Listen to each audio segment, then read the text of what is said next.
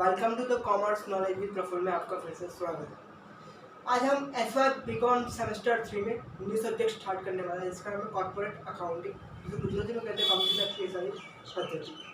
उसमें पहले पहले कितने चैप्टर है वो हम डिस्कस करेंगे। देन हमारा नया चैप्टर, हमारा फर्स्ट चैप्टर स्टार्ट करने वाला है, गुडविल स्टार्ट करेंगे। तो हम अभी देख लेते हैं कितने चैप्टर है।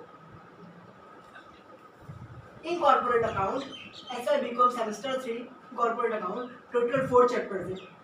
ओनली 4 चैप्टर्स है, बहुत ही लेंथी चैप्टर्स है, पर अगर आप मेरे साथ जुड़ रहे हैं तो आपको कोई लेंथी चैप्टर लेंथी नहीं रहेगा। First chapter is valuation of goodwill. आपको मीनिंग पता है गुडविल क्या है? तो goodwill is the Prestige of the business.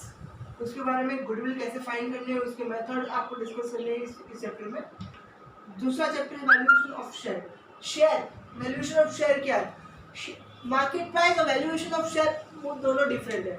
आप वैल्यू शेयर की एक्चुअल वैल्यू क्या है उसके बारे में हमें डिस्कस करना है इस चैप्टर में। मार्केट प्राइस एक डिफरेंट सिनारियो है, वैल्यू शेयर की वैल्यू जो है ओरिजिनल वो कितनी है वो डिसाइड करनी है इस चैप्टर में। उसके मेथड और उसके टाइप में पढ़ लेंगे। जैसे कि मान लीजिए कोई शेयर है, उसकी मार्केट प्राइस 100 है, पर उसकी हमें बुक वैल्यू फाइंड करनी है कि ओरिजिनल उसकी वैल्यू कितनी होनी चाहिए। तो उसके बारे में जो स्टडी करने का होता है वो हमें वैल्यूएशन ऑफ शेयर में डिस्कस करने को। Valuation of goodwill, valuation of share बहुत ही अच्छी चैप्टर है। थर्ड चैप्टर है बैंक अकाउंट।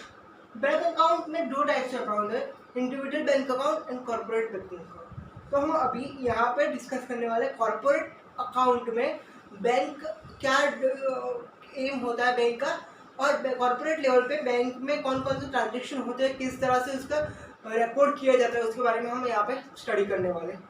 यहाँ पे बैंक अकाउंट में ये स्टडी करने वाले कि किस प्रकार से बैंक के ट्रांजेक्शन हमें रिकॉर्ड करने हैं कॉर्पोरेट सेक्टर में। Then liquidation of account, it's called company close and company shut down.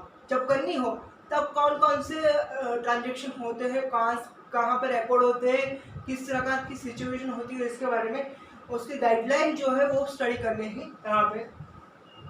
First valuation of goodwill, goodwill यानी कि प्रेस्टीज।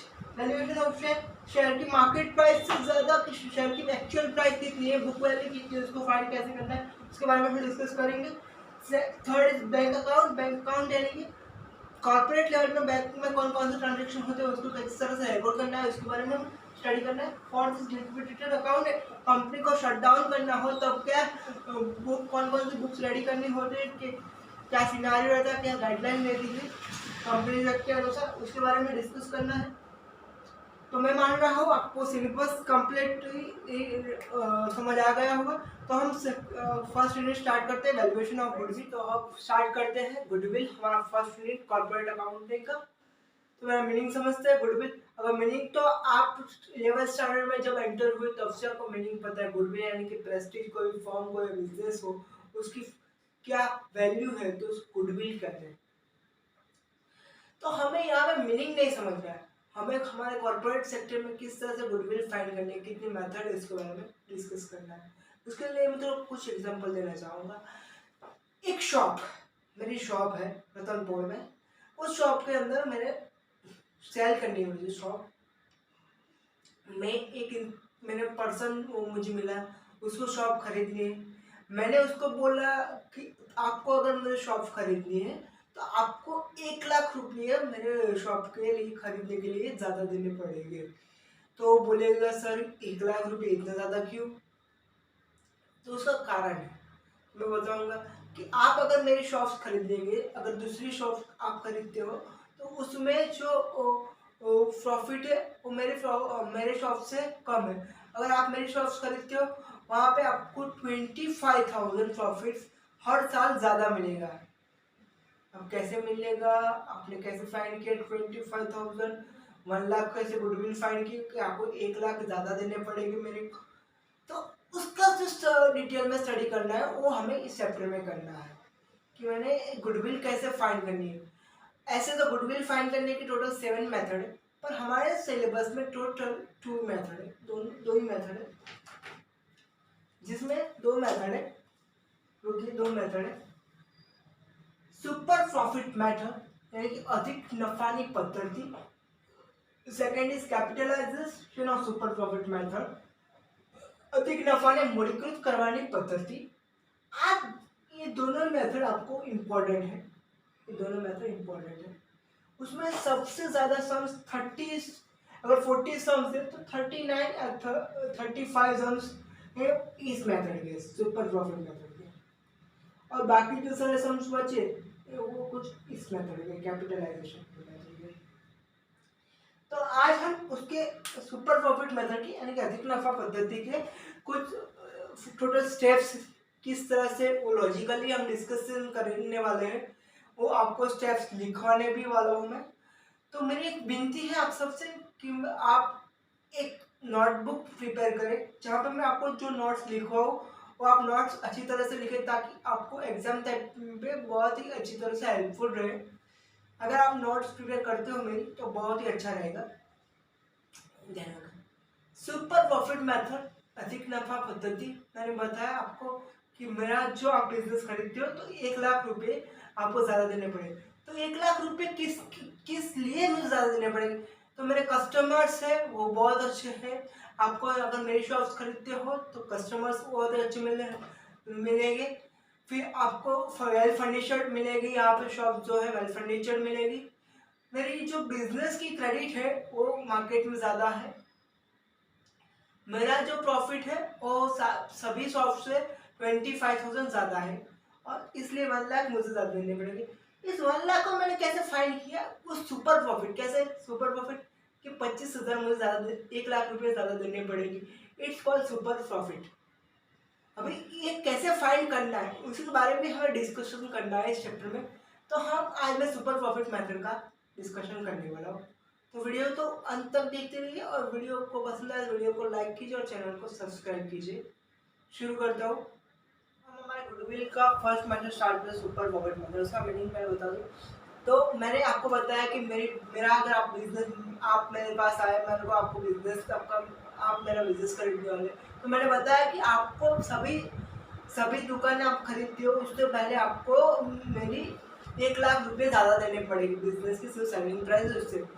तो आपने बताया सर आपको मुझे 1 लाख रुपये ज़्यादा क्यों देने हैं? तो मैंने आपको बताया जो इतनी सारी दुकानें हैं यहाँ इस एरिया में, इस शहर में, उससे ज़्यादा मेरी जो शॉप है वो आपको हर साल 25,000 रुपीज़ प्रॉफिट जो है ज़्यादा कमा के देगी. ऑल ओवर सारे शहर में दुकान है उससे ज़्यादा 25,000 प्रॉफिट. अगर आप मेरी दुकान खरीदते हो तो आपको 25,000 ज़्यादा प्रॉफिट हर साल मिलेगा. ओके सर 25,000 मिलेगा प्रॉफिट तो आपको 25,000 रुपये ज़्यादा लेने चाहिए. आपको 1 लाख रुपये ज़्यादा क्यों ले रहे हो? तो उसका रीज़न है. आपको मैं आपको रट्टा नहीं मारूंगा, आपको समझाऊंगा. 25,000 से आपको 25,000 रुपये ज़्यादा लीजिए, आप 1 लाख रुपये. 25,000 मुझे कब तक मिलेगा? 1 साल, 2 साल, 3 साल, 4 साल. तो आपको मैं एग्जाम्पल के थ्रू समझाना चाहूँगा. 25,000 मान लीजिए आपको 4 साल के लिए ज़्यादा मिलेगा. सभी जो हमारे एरिया की दुकान है उससे ज़्यादा 25,000 रुपये ज़्यादा मिलेगा. तो ये कितना हुआ? टोटल 1 लाख रुपये. तो 25,000 इंटू 4 करेंगे तो 1 लाख आता है. ओके सर आपने कहा कि मैं आपकी दुकान खरीदता हूँ तो आपको आपका जो बिजनेस है वो मुझे 25,000 कमा के देगा, वो भी 4 ईयर के लिए ज़्यादा, वो सारी दुकानों के कंपैरिजन में. ओके सर यहाँ पे परचेज ऑफ ईयर आपको सम्स में दिया गया होगा, देखिए खरीदी के वर्ष ज़्यादा कितने साल तक आपको एक प्रॉफिट मिलेगा उसका आपको ईयर दिया होगा. देन ओके सर आपने बता दिया कि ये आपको सुपर प्रॉफिट कितना मिलेगा 25,000, पर आपने 25,000 फाइंड कैसे किए? तो इसका आंसर है का 4th step, average profit minus expected profit. मेरा बिजनेस का ईयरली एवरेज प्रॉफिट कितना है? मेरा बिजनेस में मेरा खुद की दुकान है तो उसका एवरेज प्रॉफिट ईयरली कितना है? तो मान लीजिए 95,000 है. मान लीजिए यहाँ पे 95,000 प्रॉफिट में एवरेज प्रॉफिट. और मेरे जो दूसरी दुकान है उसका एक्सेप्टेड प्रॉफिट कितना है? दूसरी दुकान है या मेरा एक्सपेक्टेड प्रॉफिट कितना है? मान लीजिए 70,000 है, मान लीजिए यहाँ पे 70,000 है, तो 95,000 माइनस 70,000 करेंगे तो आएगा 25,000। It's called super profit. मैंने आपको बताया कि आप जो है एवरेज प्रॉफिट, मेरे बिजनेस का एवरेज प्रॉफिट यानी कितना है, और मैं जहाँ पे बिजनेस कर रहा हूँ वहाँ पे जो दूसरी शॉप्स है उसका एक्सेप्टेड प्रॉफिट कितना है, तो उसका मैंने सपोज किया 70,000, तो 95,000 मेरा बिजनेस का प्रॉफिट है और दूसरी दुकानों का 70,000 है। इसमें 95,000 माइनस 70,000 करेंगे तो आएगा 25,000। ओके सर, आपने बताया मेरे को सुपर प्रॉफिट मिला, यहाँ पे गुडविल भी मिल रहा है। अब एवरेज प्रॉफिट आपने किस तरह से फाइंड किया सर, मुझे बताएंगे? एवरेज प्रॉफिट और एक्सेप्टेड प्रॉफिट कैसे फाइंड किया उसके बारे में सर आप मुझे बताएंगे? तो वो आपका step number 2 and step number 1 है। Step number 2 and step number 1। Okay, average profit के लिए दो मेथड है एवरेज प्रॉफिट फाइंड करने के लिए। Is called simple average profit, जहाँ पे आपको 5, 10 ईयर का प्रॉफिट दिया होगा और टोटल 5 जितना भी प्रॉफिट दिया उनको टोटल करने का और डिवाइड बाय ईयर करने का होता है। ये होगा सिंपल प्रॉफिट की बात। अब वेटेड एवरेज दूसरी मेथड होती है, weighted average method. Weighted average method में ऐसा होता है, यहाँ पे आपको वेट दिया होगा 1, 2, 3, 4 इंटू जो प्रॉफिट दिया उसको इंटू करना पड़ेगा और डिवाइड बाय आपको जितना भी वेट दिया है उसको डिवाइड करना पड़ेगा। उसके बारे में हम डिटेल में जब आएगा पॉइंट तब चर्चा करेंगे। मैंने बताया एवरेज प्रॉफिट के दो फाइंड करने को होते हैं, simple average profit and weighted average profit. Okay sir, आपने एवरेज प्रॉफिट भी फाइंड कर दिया। अब आपने मुझे बताओ कि एक्सेप्टेड प्रॉफिट किस तरह से फाइंड किया। एक्सेप्टेड प्रॉफिट फाइंड करने के लिए मुझे मेरा बिजनेस है उसमें मैंने कितना कैपिटल इन्वेस्ट किया है, उस कैपिटल के इतने % मुझे प्रॉफिट मिलना ही चाहिए।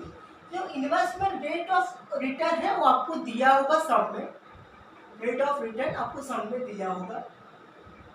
ओके सर, आपने बताया कि मेरी जो इसको कितनी हमारी कैपिटल इन्वेस्ट की गई उसका हम स्टैंडर्ड वर्ड यूज करेंगे एम्प्लॉय कैपिटल, यानी कि रोकायली मूडी कितनी है हमारे बिजनेस में, माई इनटू रेट ऑफ रिटर्न। हमारी जो कैपिटल हमारे बिजनेस में इन्वेस्टेड है उसका कितना रिटर्न हमें मिलना चाहिए, उसका 10%, 20% आपको रेट ऑफ रिटर्न दिया होगा सब में। ओके सर, आपने ये तो आपको दिया होगा रेट ऑफ रिटर्न का, आपको सम में दिया होगा, बट सर आपने एम्प्लॉय कैपिटल कैसे फाइंड किया? तो एम्प्लॉय कैपिटल की फॉर्मूला है total asset minus total liability minus total preferential capital. फिर से एक बार, total asset minus total liability minus total preferential capital. Okay, आपको स्टेप पूरे अच्छी तरह से लिखने में एक बार फिर से रिवीजन करवाना चाहूँगा। सुपर प्रॉफिट मैंने आपको बताया कि आप मेरा बिजनेस खरीदते हो 25,000 आपको ज़्यादा मिलेगा, कब तक मिलेगा? मान लीजिए 4 साल के लिए मिलेगा, ये आ गया 1 लाख रुपये गुडविल आ गई। Okay, average. ओके, देन आपने बताया कि सुपर प्रॉफिट आपने किस तरह से फाइंड 25,000 कैसे फाइंड किया।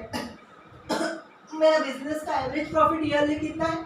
मान लीजिए 95,000 है, और दूसरे जो मेरी दुकान है दूसरी जो एरिया में शॉप है उसका एक्सेप्टेड प्रॉफिट कितना, मान लीजिए 70,000 है।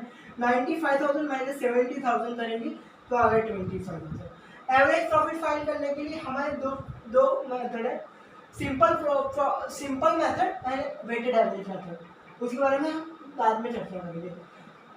तो फिर आपका एम्प्लॉय कैपिटल कितना कहाँ से मिला सर? तो एम्प्लॉय कैपिटल ये total asset minus total liability minus total preferential capital.